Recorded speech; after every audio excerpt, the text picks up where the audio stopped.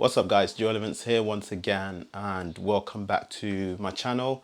I hope you're doing well. I'm coping as well. Unfortunately for us in the UK, the quarantine continues for another 3 weeks. So nevertheless, we have to try and make use of our time staying at home. This video, it's about why I actually left the Red ecosystem and moved on to Canon.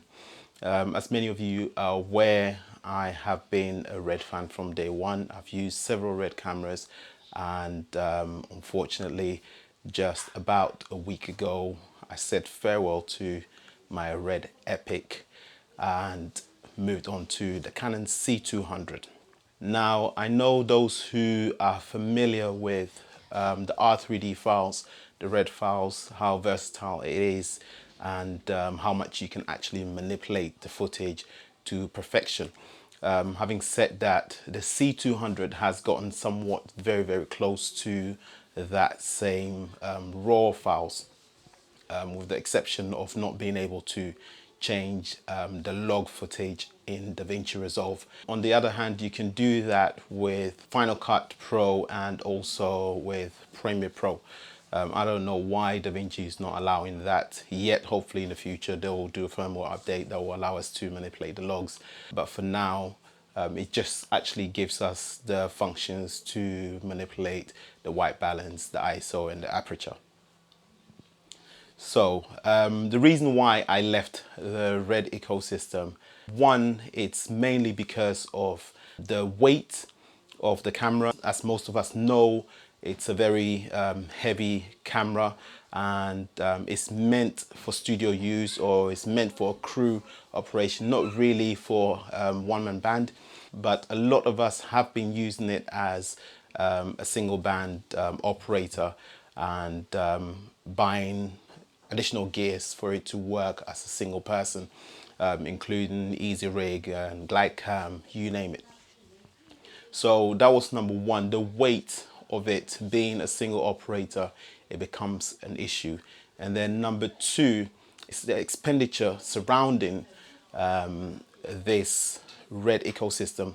As many of you know, you buy the brain first and then you have to spend hundreds of pounds, if not dollars, on a memory card, and then after that, to be able to monitor it, you need to spend another hundreds of dollars or pounds on a monitor, and so on and so forth. So in all, you end up spending thousands of dollars, if not pounds, to be able to have a functional system. And for the freelancers like us, the upcoming freelancers, or the freelancers that are not charging large amounts for productions, you end up having $1,000+ or pounds system sitting in the cupboard and just dusting away. So that's number two. And then number three is the fact that they keep bringing up new ones, and so it makes previous versions more or less obsolete or loses value dramatically after a couple of years, because as we know, Red keeps releasing new products every year or so. And having said that, right now as we speak, we're all aware of the new Komodo that is being released very soon. Hopefully after the quarantine season it will be released, and so again, that is one step into modern cinema camera, where it makes those who use the previous models losing money, if I should say. So I moved on to the Canon C200, specifically the C200, because it gives you the ability to manipulate the footage somewhat like the R3D files. That is Canon RAW Light, and it gives that flexibility in post. I have had the camera for about a week now, shot a couple of B-roll shots and stuff like that, and to be honest, my opinion, for the price tag of £6,000 or $8,000 there and about, it is worth it to have a camera that comes out of the box and straight into operation with having just add a memory card to it, comparing it to the Red camera.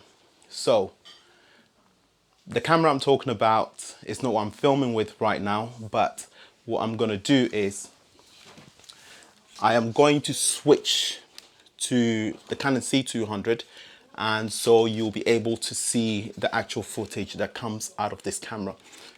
Just before then, this is how the camera looks like. I'm pretty sure most of you have seen it before, but this is my typical setup.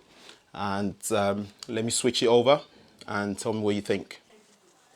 Unfortunately, I can't compare it to a Red camera as I usually do with a lot of other cameras, because I just got rid of my Red Epic. So just judge by itself. But what I'm going to do, rather, I'll toss in some footage of the camera besides me just sitting here, a B-roll sequence that I shot for a YouTube channel, and you can look at that and judge by itself. That is purely shot daylight and also low light, so you get a variety of two.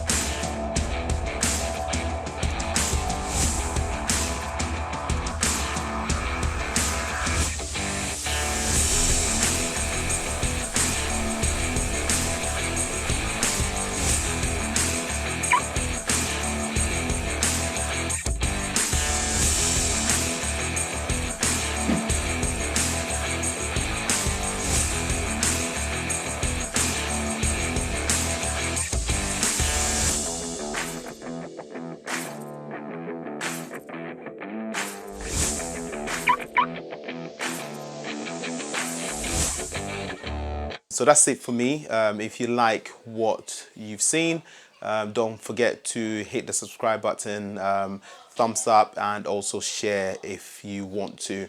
And I'll catch you on